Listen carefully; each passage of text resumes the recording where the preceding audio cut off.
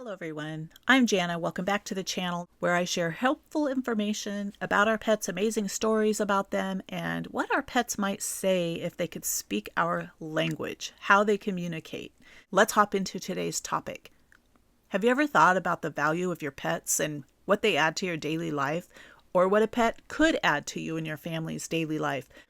Studies about pet ownership in relation to human health and well-being are still relatively new in the grand scheme of things, but they're advancing quickly, and in addition to that, technology allows us to share our expertise and lessons learned when it comes to best care practices for pet ownership, and we can do that with people all over the world thanks to these platforms. It's an excellent time to learn as much as we can about animals, especially the ones that you have in your care, so not only do they live better lives, but so do you. Speaking of living happy and healthfully, Dr. Greg Friccioni, and I'm not sure how to pronounce his name. This man is a psychiatrist and the director of the Institute for Mind-Body Medicine here in the United States. He's affiliated with Harvard University. A few years ago, he said that benefits of pet ownership are love and companionship. He also said that us humans do our best medically and emotionally when we feel securely attached to another, and that includes pets. Dr. Friccioni goes on to say that when you feel securely attached to this other living thing, biological brain effects occur, and it's observable. There's a reduction in stress. It can affect your breathing rate, blood pressure, oxygen consumption, even lower anxiety levels. He adds that there are social benefits to pet ownership since you meet other people when you go out. I don't know about you, but if I'm walking a dog in the dog park, I could talk for hours with a stranger when we have nothing else in common. In fact, I recently wrote an article, The 5 Things That Pet Lovers Have in Common. I will link it in the description box below. There really are connections that we have with strangers, people we've never met before, when we have that commonality of pet ownership. How amazing is that? It's just by the animal being present with us, we have all these health benefits and also get to meet strangers that we may have not another thing in common with, but we make a connection just because we both love our animals. Some years ago, Science magazine published an article about the effects on human dog owners. There's a bonding effect that occurs with humans and specifically their dogs. I would argue that these studies were done, or if they were done on other species, cats, rabbits, horses, birds, we would be seeing a similar response. But this particular study was done on human owners and dogs. Science noted that we have the same hormonal response to our dogs that we do with, say, our infants.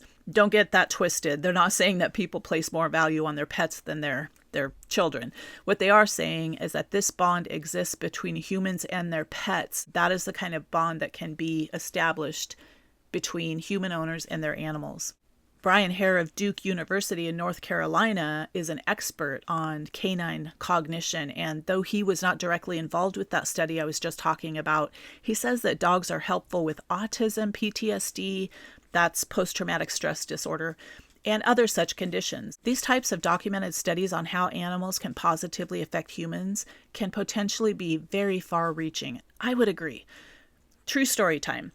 This is about the awesomeness of service animals. Last year, I was taking some classes in a niche of law that was called landlord-tenant law, and some of you are probably familiar with that. If you rent any place or have ever rented, you're familiar with at least some part of that. But it is a set of classes anyway, that I had to take because of some work I was doing at the time. And also I needed to brush up on some legal courses and was super interested because they talked a lot about animals.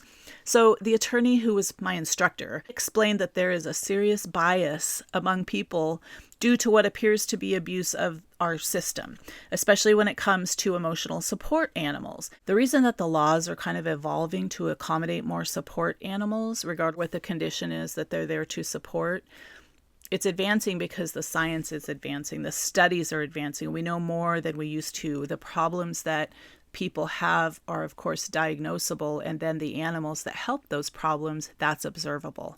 It's actually a very good thing to see this being documented and written down, and we live in a time where we get to witness that.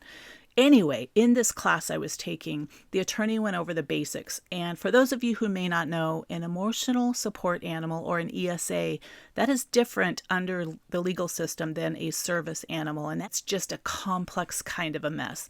But all said, here's what the attorney told my class.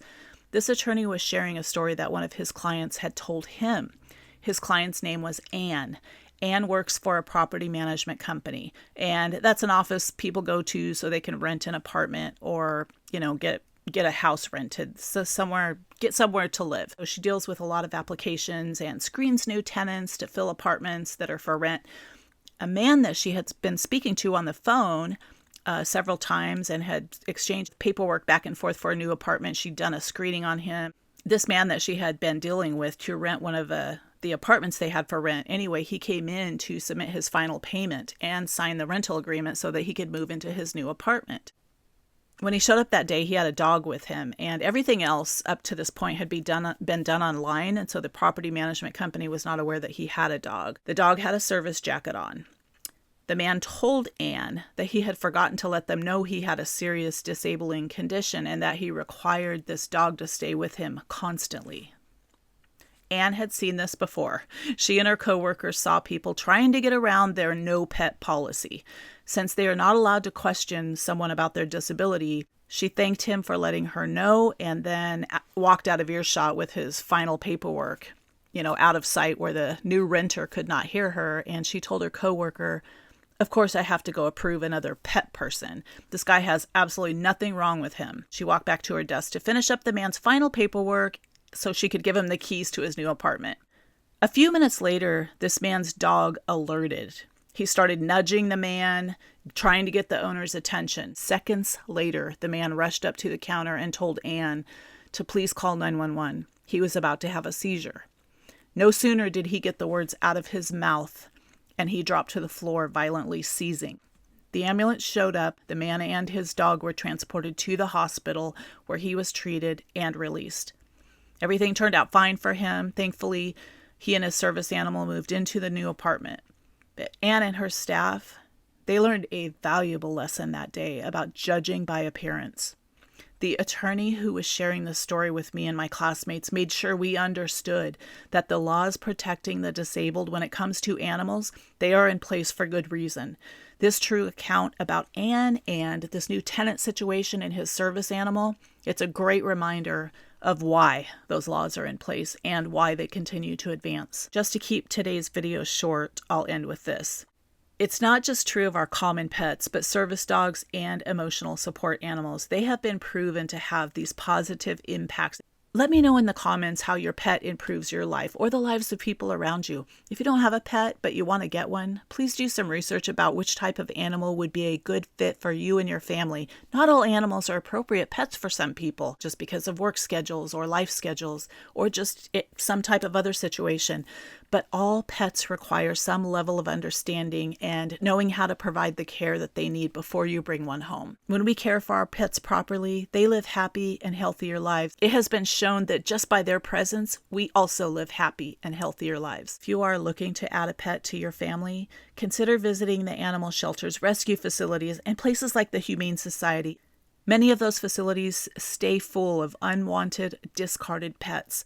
Every single one of those animals needs a loving home with humans who will commit to giving them a good rest of their life. Visit us on petswrite.com or petswrite.org. As I mentioned before, both of those will get you to the very same website. Until the next episode, stay awesome and thank you for caring.